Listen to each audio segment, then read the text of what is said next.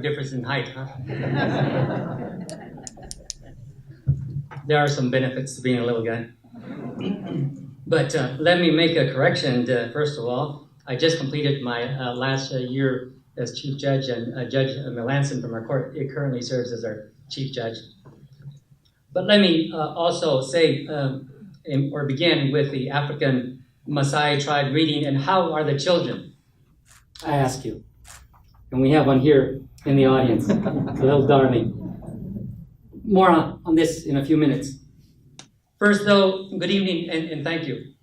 I'm honored and humbled to be recognized tonight alongside College of Western Idaho President Berton Glandon, whose efforts to establish a community college in Southwest Idaho opened doors of opportunity in the wake of a recession that had threatened to close them forever.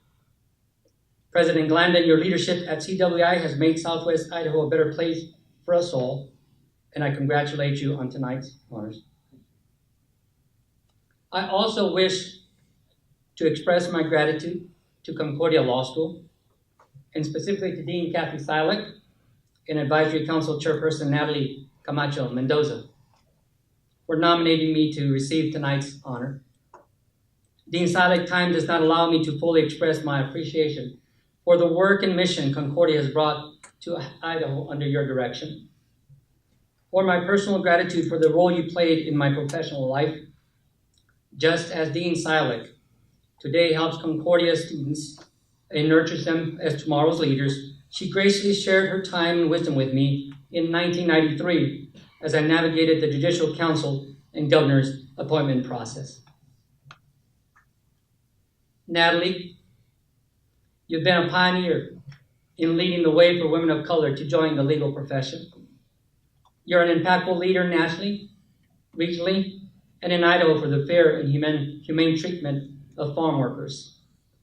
You're a hero to countless students whom you have mentored and motivated to pursue higher education. I have enjoyed our journey together and taking on numerous projects, beginning with our employment at Idaho Legal Aid Services. Thank you for your service to community. As for my remarks tonight, a little preface is in order. First of all, my message is in part inspired by a letter I received from a stranger. And second, when I'm asked to speak in public, I most often accept when the audience is one of students, be they children or young adults. I am more comfortable with them. The fear that my childhood stutter will return, or that I might misspeak in this my adopted language, is lessened by the proximity to their energy and capacity for hope. I certainly don't mean to suggest that you're old.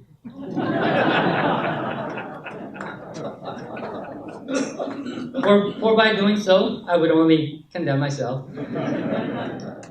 I wish only to acknowledge that it is more difficult for me to find my voice in a room of this sort.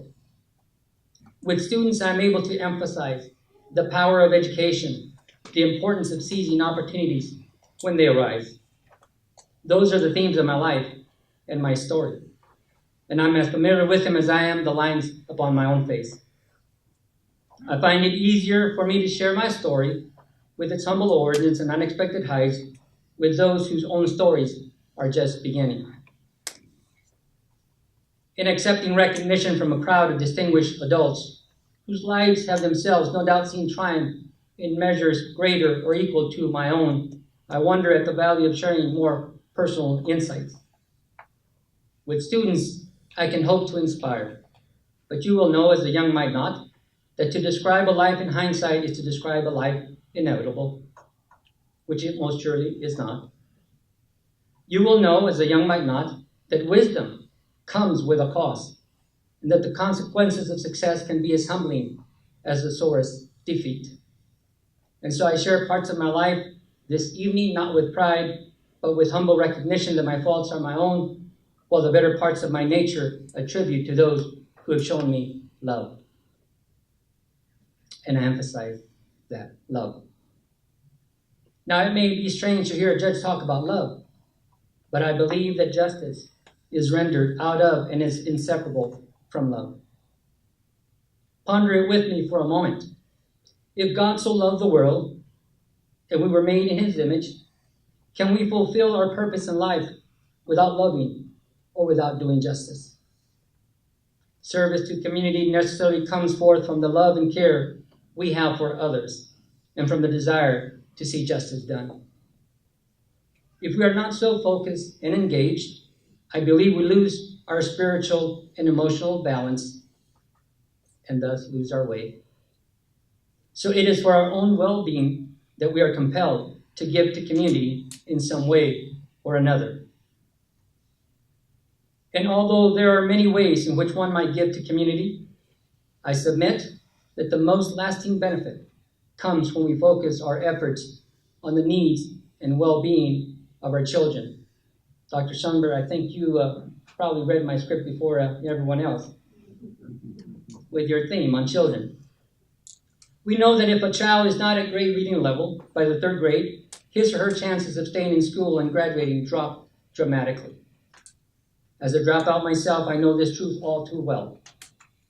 But what about the child who experiences conflict, violence, neglect, abuse, and all manner of other instability in his or her early years? Like my personal experience with dropping out of school, I must tell you that I know this sadness as well. And while I was able to overcome the educational setbacks of my youth, conquering the self-doubt and shame I learned from my earliest relationships remains a struggle to this day. Please let me share of this with you. I was known as Tico when I was a boy.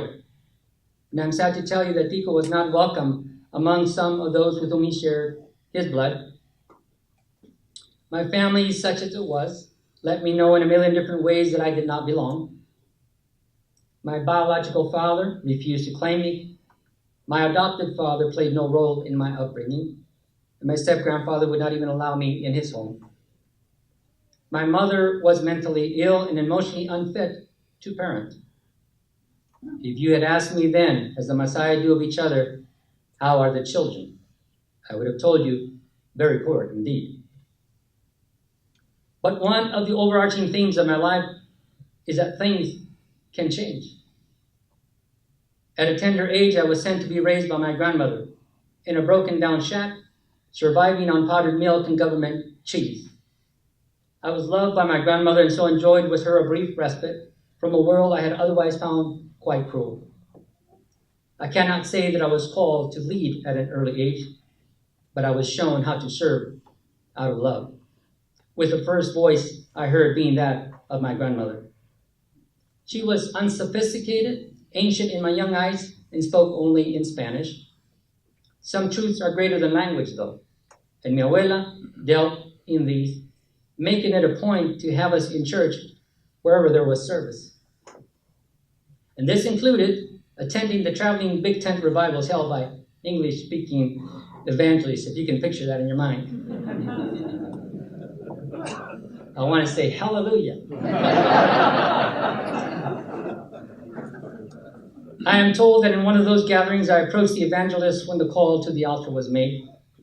He picked me up and inquired of the audience to whom did this child belong to, and then proceeded to pronounce that this boy would go on to do great things. Perhaps the interpreter embellished what was actually said, but the story continues to inspire me to serve as the opportunity presents itself. To be sure, however, I was in no hurry to do great things.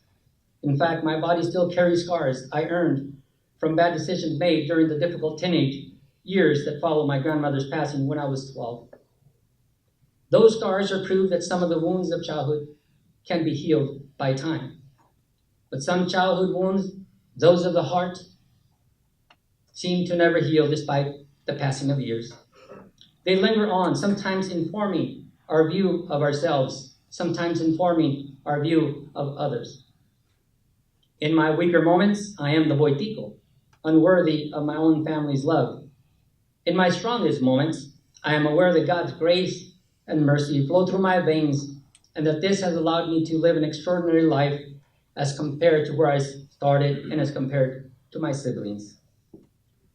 I have been richly blessed, including being able to serve my community professionally as a lawyer and judge, as a community volunteer working with students and parents on education issues, and finally, in service to community through my church. I have done so not because I was specially gifted or talented, but because so many caring and loving folks placed their trust in me and gave me out of service to community. I am so grateful for those who stood in the gap for me, for those who came alongside me. My grandmother's love laid the foundations of my adulthood, and I stand here because so many others added clay to those pillars and built a new man from the boy Tico.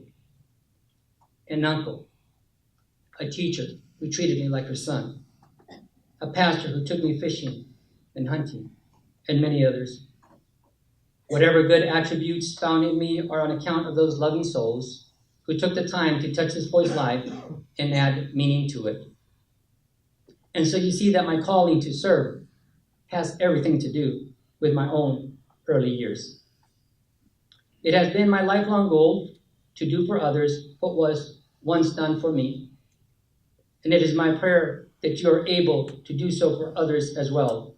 And that is my message for you tonight. I have come to realize that too many of our children today suffer from neglect, abandonment, and abuse to a much greater degree than I experienced.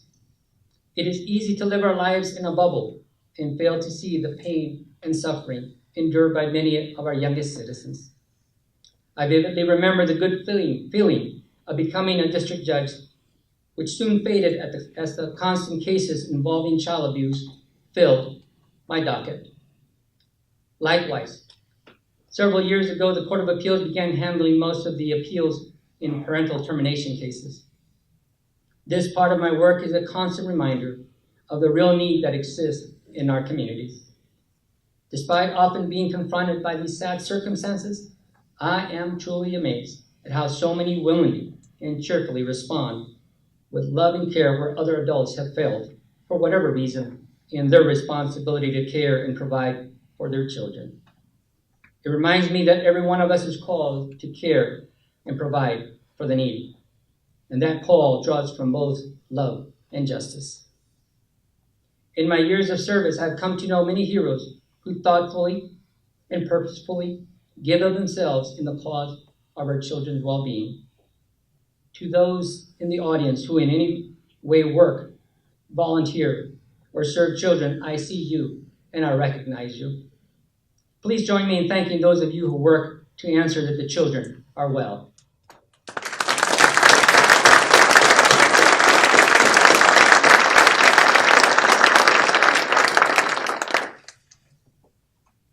I want to also publicly acknowledge my children for their service to community, and in particular to children and families. Delilah, thank you for all the young ladies and single moms you counsel and mentor. Ruth Ann, thank you for being a mother to all the children and youth that cross your path and for your service in law enforcement. Saul, thank you for your service in AmeriCorps.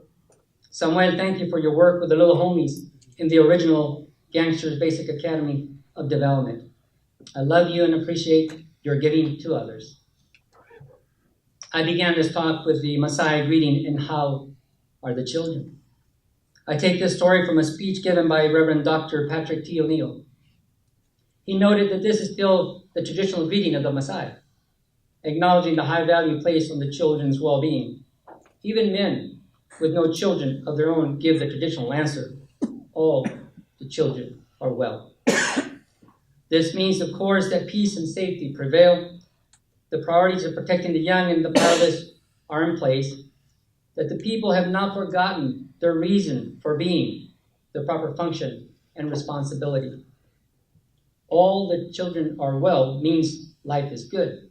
It means the daily struggles of existence, even among poor people, include the proper care of the young and defenseless. I wonder how it might affect our awareness of our own children's welfare if this greeting were commonplace in our culture. What would it be like if the president began every press conference, every public appearance, by answering the same question: and how are the children, Mr. President? If every governor of every state had to answer the same question at every press conference: and how are the children, Governor? Are they well? Wouldn't it be interesting to hear their answers? Better yet, what if we, as individuals, took to greeting each other in the same daily question: and how are the children? I wonder if we heard that reading passed along to each other a dozen times a day, whether it would begin to make a difference in the reality of how our children are thought of and cared for in this country. I wonder what it would be like if every adult among us, parent and non-parent alike, felt an equal weight of responsibility for the daily care and protection of all the children in our town, in our state, and in our country. I wonder whether we could truly say without hesitation, the children are well. Yes, all the children are well. Oh, what a wonderful world this would be indeed. In closing, reflecting on my service to community, I must say, Governor Andrus and Governor Kempthorne made my day with appointments to the bench. Thank you so much, Governor Andrus. But, you know, the women, they always outdo us. First Lady Patricia Kempthorne made my life with the invitation to serve on the Governor's Council for Families and Children. How rewarding to join like-minded folks from throughout the state to take action in making Idaho the best place to grow up as a kid. Working with First Lady Kempthorne, we contemplated what-if questions and were able to present a bill to the Idaho legislature that would officially declare a day celebrating our state's children. It passed nearly unanimously in both houses. And so each year on April 30th, Idaho communities undertake any number of activities that benefit children and affirm their value in our society. I would have you consider tonight how you might use your influence, your talent, and resources to bring hope and fulfillment of dreams to our kids here in Idaho. Allow me to suggest that you join a host of other Idahoans doing just that next month on April 30th in celebration of Children's Day. If you do, I guarantee you will make at least one child happy, and you will have our Heavenly Father smile with wondrous joy, for as much as you did it unto the least of these, you did it for Him. Thank you so very much for your attention and for your sharing this evening with me. God bless you. Before I even start, I had a great opportunity at lunch today, and I want to thank Dennis Johnson for inviting me to come to a lunch and meet with Ken Blanchard. I don't know how many, there's many in the room that had that luncheon meeting. And it really struck some chords. It was a wonderful presentation and a great, moving, thoughtful, strategic message that was given. And I truly, it touched me so much, I thought about it all afternoon until we got here tonight. And Dr. Simbert, President, and Dean Silic, thank you very, very much. I appreciate it, and I'm humbled, and I'm honored to be here this evening. But I have to tell you something, that what I learned at noon today is, and I'm sure you all know, we do nothing alone. And I will have to say that this award is something that has come because of my wife and I. Celebrated our 40th wedding anniversary in January. We've been through good times and bad times, and I will tell you that it's a team effort to make things happen. And if it wasn't for her, Jane, thank you.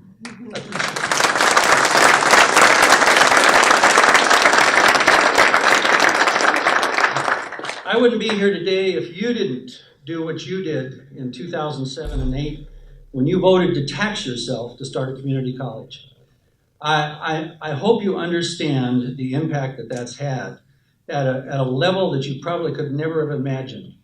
College of Western Idaho has set every standard, broke every record in the nation. We're the fastest growing community college in the history of community colleges. But it's not just the founding of the college and getting it off the ground and understanding what community colleges do.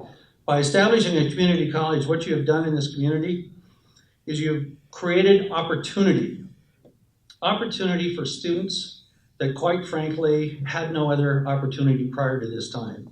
And when you talk about the children, how are the children doing? This has been one major step, astounding step, to change the culture in the Western Treasure Valley. What has happened? By creating this opportunity, you've created hope. And people who have hope will flourish. And it's shown up in every day in what we do. If I might just tell us, you open it up with a great story. And I will tell you, quite frankly, the largest school district here, Dr. Linda Clark runs, it is the largest, but it's not bureaucratic. I will tell you that right now. Dr. Clark and I have had many conversations. When you talk about changing a complete society and a complete culture by establishing a community college, one of the stories that I like to tell occurred a couple of years ago. And I believe, Judge, thank you very, very much for speaking at our graduation a couple of years ago. You raised the bar to the point where we can't even find anybody anymore. And I will say, Photoshop is one of the best inventions in the world. When I finished my tour, 6 years with the Army, and I came out, I went into Career Academy of Famous Broadcasters. They don't exist anymore, but Career Academy of Famous Broadcasters, and I wanted to go into radio and TV. And quite frankly, the second week that I was there, a counselor came up to me and said, "You know, Bert, you have a face for radio." So, the stories that we have at the College of Western Idaho are staggering. And a couple of years ago, just before graduation, when Judge Gutierrez spoke to our graduation group, we had a presentation to our Board of Trustees. And Guy Hurlbutt will remember that this student came in, and she was in dental assisting program. And she said, "I'm not going to be able to get through this." She says, "I'm going to have to read it to you." And she held up a piece of paper like this, and she said, I won't get through this unless I just read it. And basically her story was, she said, "You know, I didn't expect to graduate from high school. I never went to the prom. I never went to any of the proms. I never went to an athletic event. I never went to any of the social events." She said, "Quite frankly, I have a younger brother and a younger sister, and I've never known my dad because he's been in prison since I was 4. And my mom has been a drug addict in and out of jail most of my life." And she says, "The important thing for me is not that I'm graduating from the College of Western Idaho with a dental assisting degree." She says, "I have a job Monday. I have a job." And she said, "My brother, sister, and I will no longer have to live in the car. We will be able to afford an apartment." Now that's raising it from the ground up, from the base. And I will tell you, that story is one of hundreds that you have provided to us by creating a community college in the Western Treasure Valley. You have done that by creating opportunity, which creates hope, which changes people's lives. We use a phrase at the College of Western Idaho, changing lives for dynamic purposes forever. And that's what has happened in this valley, is we're changing lives for dynamic purposes forever. There was a recent study that just came out to those that like numbers and the data. I have to refer to the data. I just got through with JFAC a couple of weeks ago. Actually, the data shows in the American Association of Community Colleges, in conjunction with one of our Idaho industries, EMSI, that's located in Moscow, Idaho, they came out with a study that showed that those students that go to a community college, for every dollar that that student spends, there's a return on that dollar of $4.80 to the student. $4.80 for every dollar that they invest in their education at a community college. I'd like to have those odds anywhere. And for the taxpayer, for every dollar that they invest in a community college, they get $6.80 back into the economy directly. That's a pretty good return on investment. And I bring that up regularly, Xerox that, print that off. CWI, it's not just that we grew at an astronomical rate. Those of you that may not know, in 2009 when we opened up, we had 12,008 students, or 1,208 students. Today we have over 11,000 credit students in a matter of 4 years. It's staggering what has gone on in terms of that, but it's not just the numbers. It's the fact that we started with a board of trustees that was absolutely dedicated and committed to speaking with a single voice and a single message of a vision that student success was the most important thing that we had to do. That was the number one thing. And what we're dealing with is an innovative faculty and staff that are committed to student success. And I use this phrase quite often, people kind of laugh at it a little bit. We're so new And if you talk to the other presidents of the other two community colleges in the state of Idaho, they will say the same thing. We're so new. We don't know what we can't do, so we just do it. And we have done some things that I will tell you the other two presidents of the other two community colleges are pretty jealous about, because we just stand up and say, okay, our branding for the first 4 years was the College of What If. Because we use that phrase so often across the board. What if? What if we did this? What if we did that? What if we could actually change people's lives? What if we could enroll people in a simpler, more complete way where it wasn't an absolute. How many of you have had to fill out FAFSA? Anybody that's had to fill out a FAFSA form, you go, really? It's scary, isn't it? It's absolutely frightening trying to fill that form out. What if we could find a way to streamline and make a process so there really was seamless education? Years ago in education, we used to talk about seamless education, and now we are achieving with our K-12 partners and our university partners, dual credit in this state is going to drive some huge adjustments. It's going to drive students that before they leave high school, and I think Dr. Clark, correct me if I'm wrong, but you had over 20-some students this last year, is that correct? That actually graduated from high school and 2 weeks later walked away with a AA degree. Think about that. If you're a parent with a child, you would really appreciate this. Children don't understand this one at all. But as a parent, if you look at that and you're going to send your young daughter to a college university, and you all of a sudden, they have an AA degree, 2 years of college already under the belt as they walk out of high school, you just saved anywhere from $30,000 to $40,000 right off the top. And again, students don't understand that. Parents get it. And that's where the real change occurs. But what students do get, and what students do understand, is all of a sudden, they're immediately into the system and moving on. So when you talk about go on, that's an incentive to go on. And anything we can put in place to do go on is going to be huge. College of Western Idaho, I'm proud to say this last semester, became the largest deliverer of dual credit in the state. And that is going to make a significant difference in where people go and how change is going to occur into the future. We have an administration that I will say is a relentless administration that constantly asks the question, why not, or what if? And I think that's another huge advantage for our institution in terms of moving forward and questioning what we're doing, where we're going, and why we're doing it, and how we can do it better. I will have to say, tradition sets in fairly quickly. The first year that we operated, and in case you didn't know the history, we started with 1,208 students. The next semester, we went to 3,600 students. The next semester, we went to 4,800 students. No schools ever had that kind of growth. Doubling and tripling every semester we were open for the first 2 years. That's a staggering, from a business standpoint, business, they love that. I mean, that's great.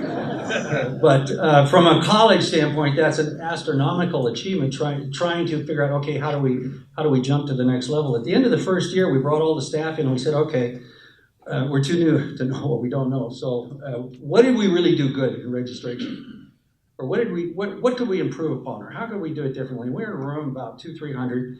And I will tell you that tradition sets in instantly. Because we said, okay, somebody in the front said, well, you know what? This didn't work real well for the student.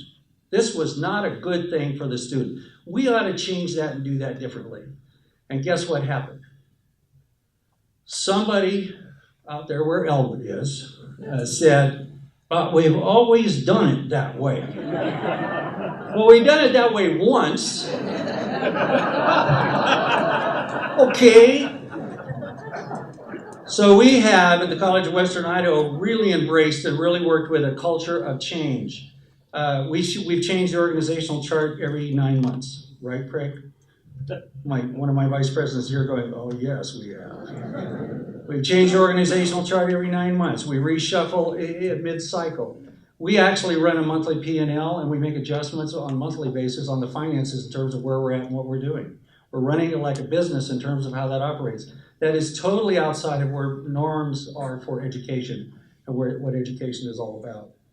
But quite frankly, that's the future. Let me also share with you, because I think it's really important, it's not just a matter that we have the growth, it's not the matter that we're adjusting to the change, it's not the matter that we're running a monthly P&L and that we're being fiscally responsible and accountable. And by the way, we are on track to receive our own standalone accreditation in January 2017. And one of the big issues to start off with was, were we fiscally viable? And I can tell you today that we're the only college in the Western United States that has no debt. We also have no buildings. I mean, we have no buildings, but we have no debt.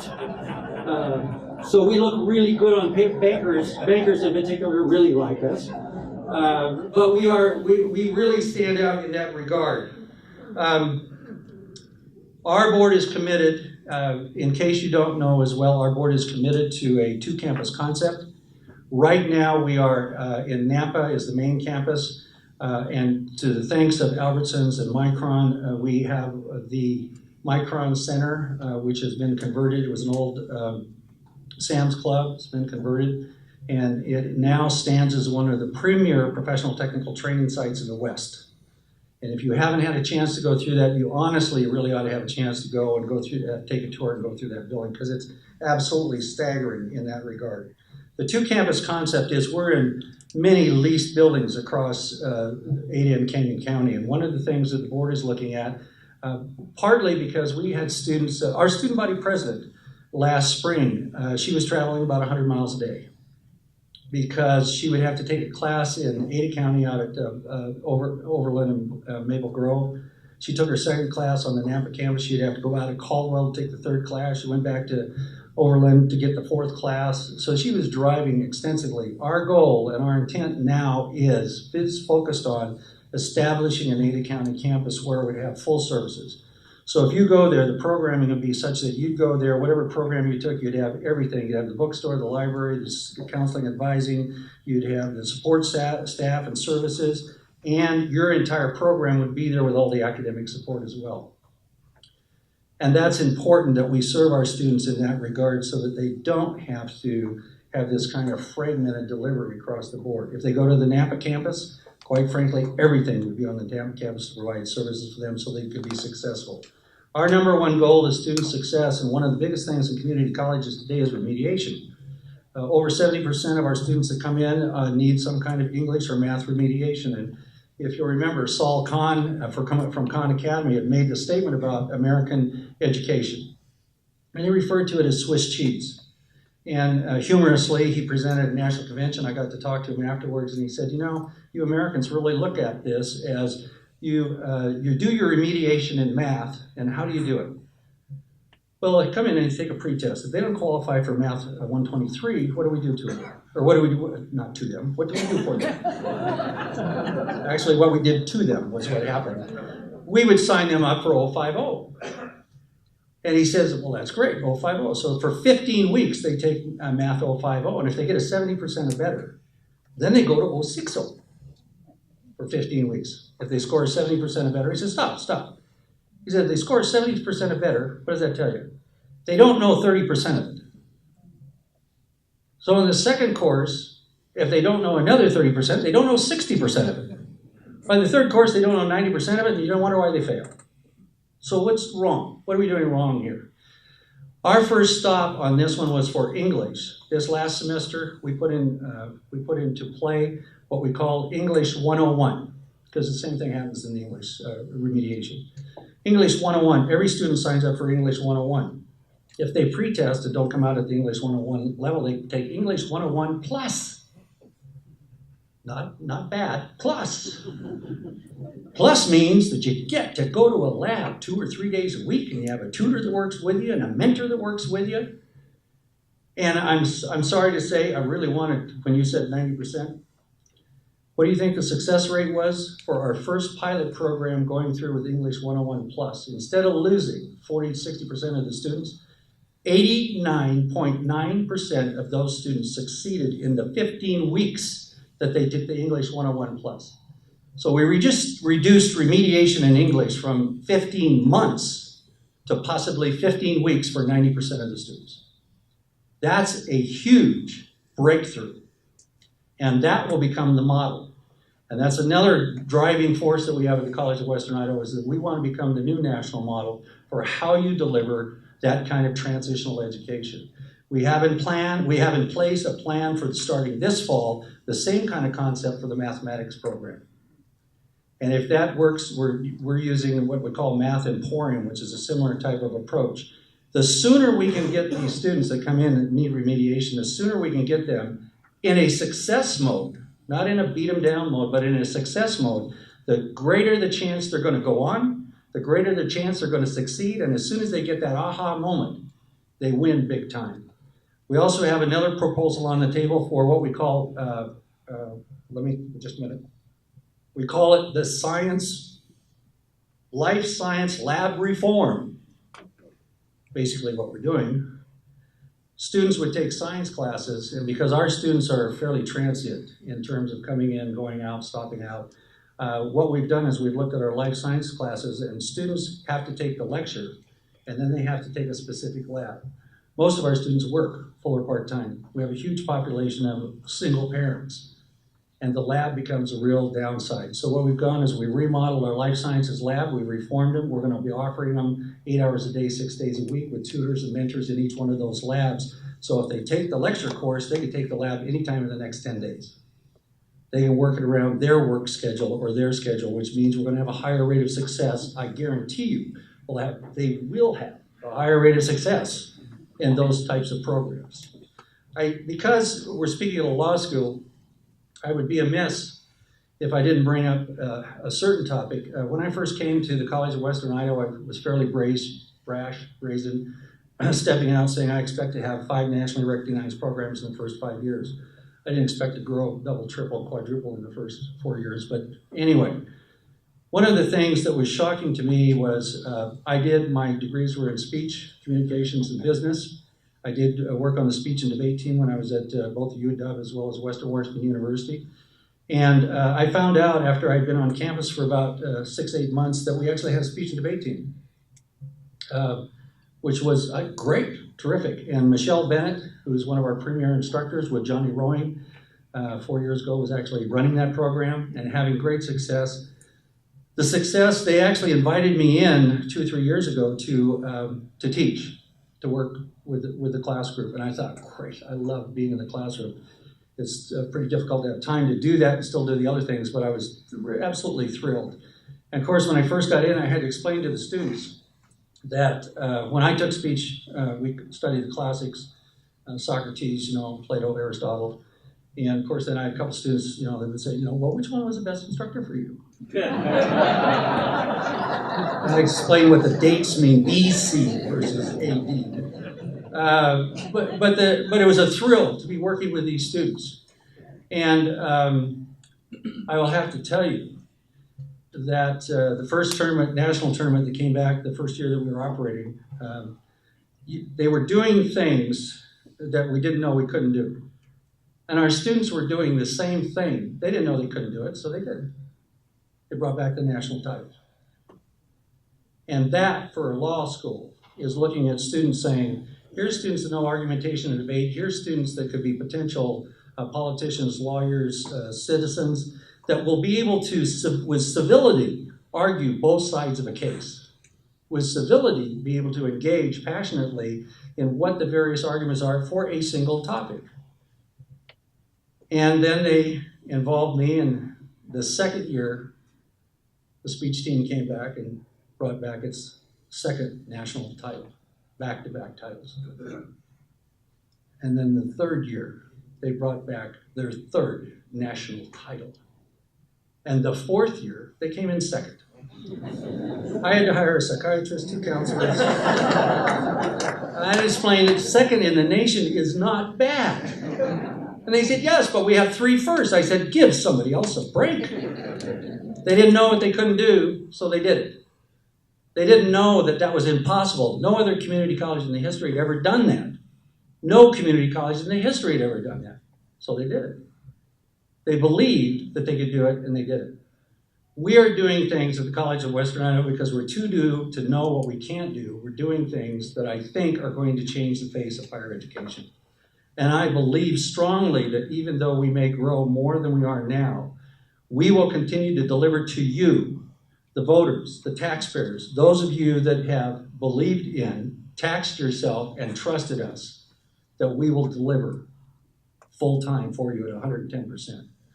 And I promise you that as long as I'm there, we will guarantee you everybody will be giving 110% to make that possible. So we will become the national model in terms of how to deliver these kinds of programs. As I said before, my father and mother were of that generation during the Depression.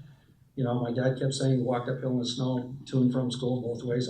I was 12 before I had a migraine trying to figure that one out. And my dad was one, though, that he really impressed upon us at an early age. All work is honorable. All work is honorable.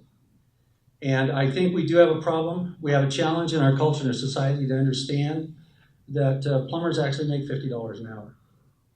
Electricians can make $65 an hour. I was out walking my dog, and the owner of A1 Plumbing.